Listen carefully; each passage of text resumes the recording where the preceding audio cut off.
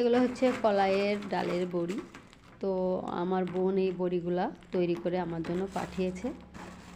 তো অনেকগুলোই পাঠিয়েছে, আমার কিন্তু এতগুলো লাগে না। আমি বারবার নিষেধ করেছিলাম এতগুলো দিসনি, তবুও দিয়েছে।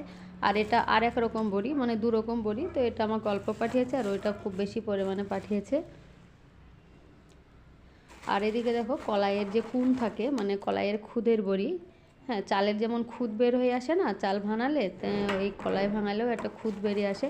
তো এই খুদের বড়ি, এটা কি করতে হয়, কড়াইয়ে তেল দিয়ে ভেজে লঙ্কা পেঁয়াজ দিয়ে গুঁড়ো করে মেখে গরম গরম ভাতে খেতে ভীষণ ভালো লাগে।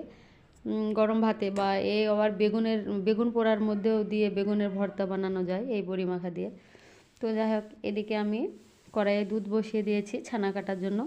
দুধ নেওয়া হয় রোজ রোজ, সমস্ত কাজ, সংসারের সমস্ত কাজ করছি, কিন্তু এই দুধ জাল দিয়ে ছানা কাটাটাই যেন গায়ে বেঁধে যাচ্ছে, এটাতেই যেন খুব আলস্য বোধ করছি।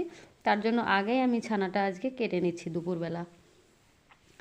তো দুধ ফুটে উঠেছে, এখন দেখো আমি লেবু রস চিপি চিপি দিচ্ছি। আমি লেবুর রস দিয়েই ছানাটা কেটে নেব। তো ছানাটা কাটা হয়ে গেছে, এবার আমি কি করব, এটা ছানাটা তুলে নিয়ে ভালো করে ধুয়ে নিতে হবে।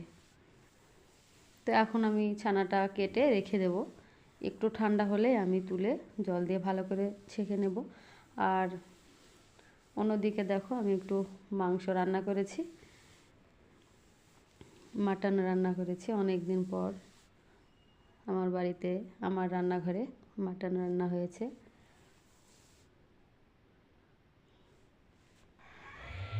আর এদিকে দেখো এক হাঁড়ি গরম ভাত। তো আমি ভাতটা একটি বড় পাত্রে ঢেলে নিচ্ছি, ভাতটা বড় পাত্রে ঢেলে নিচ্ছি, কেননা মাটির উনুনে রান্না করতে হয়, তো হাঁড়ির তলে কাদা মাখানো হয়। আর এমনি আমি ভাত হাঁড়িতে রাখি না, আর রান্না করার সঙ্গে সঙ্গে আমি ঢেলে নিই।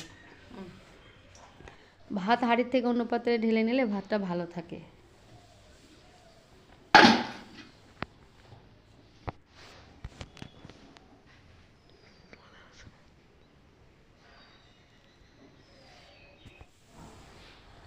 আসসালামু আলাইকুম সবাইকে, কেমন আছো সবাই?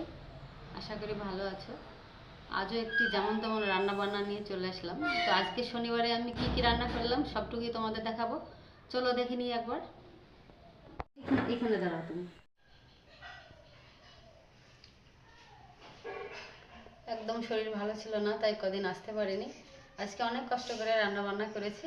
তো আজকে দুপুর আর রাতের রান্না আমি একসঙ্গেই করে ফেলেছি। রাতে আর পারবো কি পারবো না, সেজন্য একসঙ্গেই অনেক কষ্ট করে করে ফেলেছি। তো চলো দেখে নিই একবার। যে প্রথমে যেটা দেখাবো, যে গরম ভাত। তো আমি হাঁড়ি থেকে ঢেলে নিয়ে আসলাম এখনই। মাটির উনুনে রান্না করি তো কাদা মাখা থাকে, সেজন্য আমি এই টেবিলে আনতে পারি না। তো ঢেলে নিই। আর এই যে বড়ি দিয়ে আলুর ঝোল করেছিলাম, এটা কিন্তু সকালের রান্না। তো সকালে খাওয়া দাওয়ার পরে একটু ছিল, তো সেটা আমি দুপুরে এখন সবাই মানে এখন খাবে, তো একটু দেখিয়ে দিলাম। বড়িটা দিতে লেট হয়ে গিয়েছিল, আর এই বড়িটা আমার বোন পাঠিয়েছে।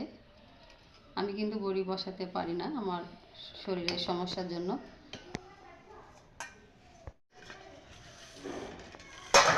আর এখানে দেখো পালং শাক, আর ছোলার শাক, আর হচ্ছে বেথু শাক। তো এই তিনটি শাক মিলে আমি একটু ঘন্ট করে নিয়েছি। এই শাকের ঘন্ট খেতে আমরা কিন্তু ভীষণ ভালোবাসি। যেমন মাছ মাংস খেতে ভালোবাসি, তেমন শাক সবজি খেতেও ভালোবাসি। যে শুধু মাছ খাবো শাক খাবো না, বা শাক সবজি খাবো মাছ খাবো না, সবগুলোই আমরা খাই। আর এটা দেখো, এই যে মাটন রান্না করেছি। মানে অনেক দিন থেকে মাটন খেতে ইচ্ছা করছিল, তো আজ আনবো কাল আনবো করে করে আর আনা হয়নি। তো আমার তো শরীর ভীষণ খারাপ এ কদিন, তো মুখে কিছুই খেতে ভালো লাগছিল না।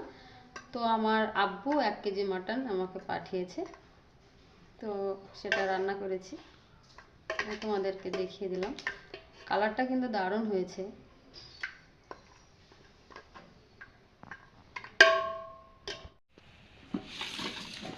আর এই যে হচ্ছে আতপ চালের রুটি, মানে অনেকে আবার সাদা রুটিও বলে। তো এই রুটিগুলো আমি বানিয়েছি, এগুলো সকালে বানিয়ে নিয়েছি, একসঙ্গে তো দুপুরে রান্না করা, ভাত করা, রুটি করা তো যাবে না, তো আমি সকালেই বানিয়ে নিয়েছি এই রুটি। আর এই হচ্ছে এই যে মাংস, আর এখানে মিষ্টি আছে। ওই যে বললাম আমার আব্বু এসেছিল, তো মাংস নিয়ে এসেছিলো আমার জন্য, অনেক কিছুই নিয়ে এসেছিলো, তো মিষ্টিও নিয়ে এসেছিলো, মিষ্টি খাওয়া হয়ে গেছে আর অল্প কটা আছে। তো এটা রাতে এই মিষ্টি আর এই রুটি আর এই মাংস, এটা হচ্ছে রাতের খাবার। তো এখন দুপুরে আমরা মাংসও খাবো, 2 পিস করে খাবো ভাতের সঙ্গে। তো আজকে দুপুর আর রাতের খাবার আমি একসঙ্গে নিয়ে চলে এসেছি। তো এই আতপ চালের রুটি আমি কিন্তু খুব কষ্ট করে বানিয়েছি, ভালো লাগছিল না, তো বানিয়েছি যেহেতু মাংসের ঝোল দিয়ে খেতে কিন্তু ভীষণ ভালো লাগে। আর এটা আমাদের খুব প্রিয় খাবার, মাংসের ঝোল আর এই আতপ চালের রুটি। তো তোমরা কে কে মাংসের ঝোল আর আতপ চালের রুটি খেতে ভালোবাসো অবশ্যই কমেন্ট করে জানিও। এই ছিল শনিবারের রান্না বান্না। তো আজকের মতো ভিডিওটি এখানেই শেষ করছি, দেখা হচ্ছে আগামী দিন নতুন কোনো রেসিপি নিয়ে, যদি শরীর ভালো থাকে। আর ভিডিওটি ভালো লাগলে অবশ্যই লাইক, শেয়ার, কমেন্ট করো, আর চ্যানেলটি সাবস্ক্রাইব করে বন্ধু হয়ে আমার পাশে থেকো।